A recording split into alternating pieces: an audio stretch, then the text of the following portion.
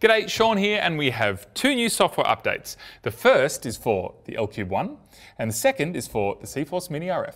Let's get into it.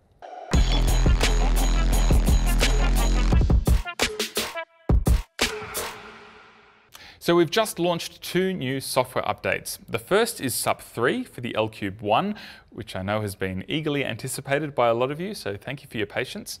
And the second is SUP 2.1 for the cforce Mini RF. Now, to give you just a brief overview, these two updates now support the ARRI Hi-Speed protocol for the LCUBE 1, and we give you access to the Focusbug license when you're using the LCUBE 1 with the cforce Mini RF. The cforce Mini RF now gets access to the Cinefade license and to ND control when you're using the red camera control license, and it gets encoder mode, and it now works as a radio host with a CAM to L bus cable if you're using it with an Alexa 35. But let's start with the LCUBE. SUP 3.0 for the LCUBE 1 now supports the ARRI Hi-Speed serial protocol, and that serial protocol is up to 12 times faster than the previous one, which is called ARRI Classic or ARRI UDM serial protocol. The Focusbug can take advantage of the high-speed protocol, and this has already been working in the RIA 1 for quite some time, but now it's available to a whole heap of other motor controllers because the update just happens in the LCUBE. Once you've done the update itself, the LCUBE will then detect whether or not it's receiving the ARRI Classic or the ARRI Hi-Speed protocol and adjust automatically. There's nothing that you have to do once you've set the protocol on the Focusbug system itself. Then it will just send out the distance via L-bus to the motor controller. So that means it will work with most of them. For example, if you were using a Alexa Mini and you're connecting a Hi-5 to the internal radio on that Alexa Mini, as long as you add an LCUBE which has the updated software, well then the whole system will also support the ARRI Hi-Speed protocol. Higher speed, well that means more accurate because we're getting more samples per second sent to the display on the Hi-5, which means that you'll be able to react faster to changes in distance from the camera to the subject. And if you're using focus tracking, where we get the Focusbug here to automatically control the focus motor, well that is also going to happen a lot more quickly because it's just operating that much more faster through the whole serial chain and will therefore be more accurate. But there are a couple of things we have to talk about with the LCUBE when it comes to the cforce Mini RF. Now, the LCUBE update by itself just gives the LCUBE the ability to understand the ARRI Hi-Speed protocol. The LCUBE is just a protocol converter, so it accepts the serial commands and then it translates them into L-bus, which is then a language that lots of other devices can understand. So to have access to something like the Focusbug license, which gives you the ability to adjust the Focusbug settings from the Hi-5, the motor controller needs to have an update as well. So we now have two options for being able to adjust the Focusbug settings wirelessly with the Focusbug license. The first is the tried and true RIA 1, which has been out for a little while, and that has this new serial port here.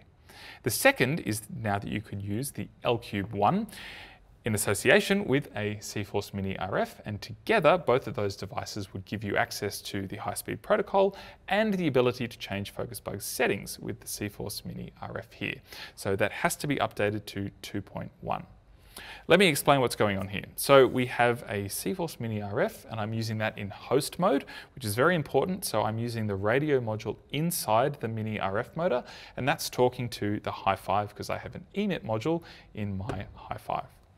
Then I have the CAM port here connected to the camera. So that is a CAM to L-bus connector going into the lens mount, and that configuration in of itself is actually kind of new, and we'll get to that in a second.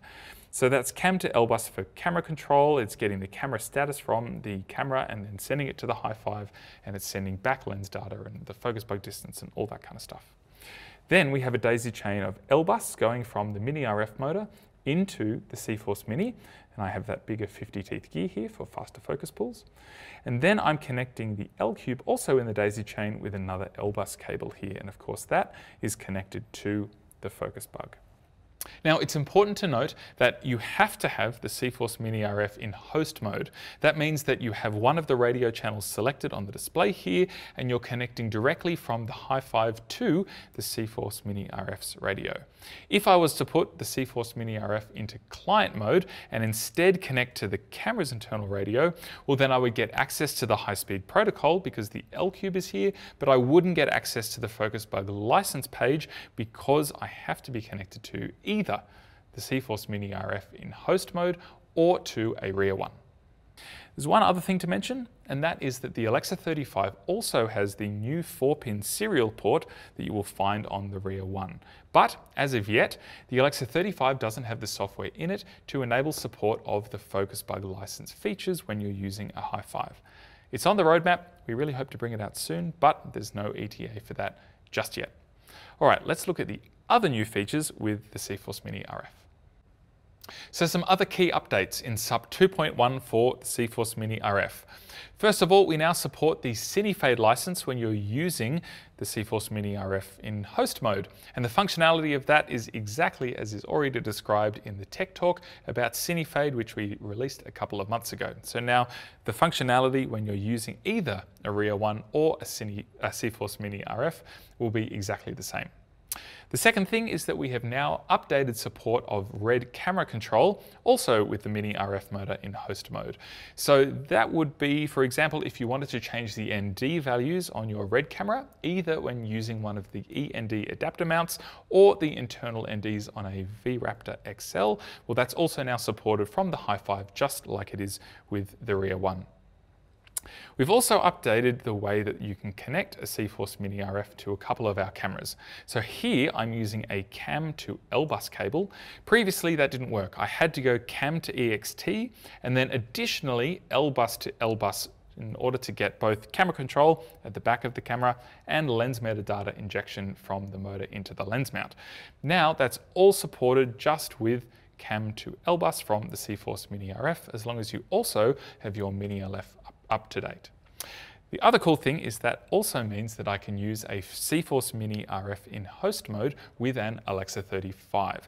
Previously that wasn't supported at all, and mainly because the Alexa 35 doesn't have an EXT port, but that does now work.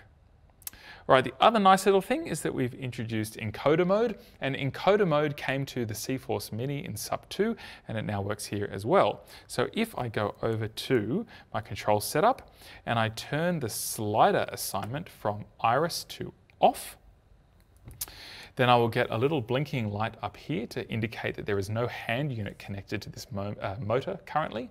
But as soon as I move the iris ring manually, it will go to green and I get the word encoder up on the display up here. Now that's a little different to the cforce Mini, which turns blue to say that it's in encoder mode, but we thought that it made a little more sense to have encoder written on the display here. The benefit of that is that you can set up the Mini RF or a regular Mini motor just to record the position of lenses which don't have LDS built in. So for example, you might be working with a DP who wants to manually adjust the iris value on the lens, and in that case, without a lens motor on an older lens or one that doesn't have lens data, then you wouldn't get the iris position and therefore you wouldn't get an automatic depth of field readout on the Hi-5. But of course, now you can just slap a motor on and stick it in encoder mode and it will tell you where the position of the lens is. And last but not least, we've introduced a whole bunch of different bug fixes and smaller updates, like CalAll is now supported by the cforce Mini RF in host mode for focus iris zoom and for encoder motors. It won't currently work for auxiliary motors that CalAll function, but typically auxiliary motors are doing kind of funky functions that you might need to manually calibrate them for. And we've also reduced the time it takes to calibrate the cforce Mini RF motor by reducing the time it takes to go from the end of the calibration back to the position of the knob so that it all lines up again, which is obviously a pretty handy little feature. And last but not least, I've prepared a couple little tips and tricks which you might be interested in. Here we go. All right, I just thought I'd throw in some extra fun tidbits for those keen beans who've made it to the end of the video. The first is that there are now 4 different versions of the serial to Focusbug cable available from Focusbug. That's kind of changed over the years, but if you have a cable that was made since basically Q4 2021, well then it will work with this system and it will support the bidirectional flow of information between Focusbug and the LCUBE. Focusbug themselves will have more information on their website about identifying the cable and making sure you have one that will work with the license integration. Second little tip is that we have noticed that with some particularly older cameras, when you change the protocol in your Focusbug system from either high-speed to classic or vice versa, sometimes even though the LCUBE will accept the change and automatically adapt, basically the sending of the serial information from LBus into those older camera systems like an original Alexa Mini, particularly running older firmware, it may cause the data not to be forwarded to the Hi-5. So if you're in a situation where you don't get a distance readout from the Focusbug on a Hi-5, just power cycle the motor controller and that will usually fix it. Third little tip, I just thought I'd run through kind of very briefly what's happening here with the two LED lights on the cforce Mini RF. The top LED light, well, that's the one that I press and I change the motor axis. So that light will give me the status of the motor. So if it needs to be calibrated or if it's missing the control from a hand unit, for example, and there's a little table in the updated user manual which tells you what all those colors mean. The bottom LED light, well, that's telling us the motor controller status. So when I'm in host mode, like now, I'm on radio channel 12 up here, it's green because it is a motor controller. It is basically what is deciding how the motors turn and it's accepting the inputs from the Hi-5 and adapting them into rotations of the motor. So the motor controller is on and the radio is also in host mode in channel 12. If I change this motor to be in client mode, which is what I would do if I wanted to have a separate motor controller driving the motors, for instance this camera, if I then connect my Hi-5 to the internal radio. So now it's in client mode and it's expecting something else to give it commands. And so the light is off at the bottom. The top one is telling me that it has no hand unit connected because it's green and red, and the bottom one is telling me that it's in client mode, and that's a little update in this firmware. The off setting, well, that should be used when you want to have the radio off, but you still want this motor to act as a motor controller. And there aren't that many applications, but they do exist. And the typical one would be if you had a camera inside a housing, an underwater housing. So you can't use radio underwater, but what you could do is have this acting as a motor controller via a hardwired connection. So I can run a long LBus cable between a Hi-5 and one of the motors in the chain with this cforce Mini RF, and then the cforce Mini RF would still be acting as a motor controller even though the radio is off. So the fourth little tip is how to change the radio region setting on the cforce Mini RF, and shout out to Ambar B. Kapoor who also posted about this a couple of weeks ago. So if I hold down the bottom button here, after a couple of seconds, you'll get the firmware version displayed on the display here, which is also super useful. And then it will say region, and I'm in the EU, so it says EU.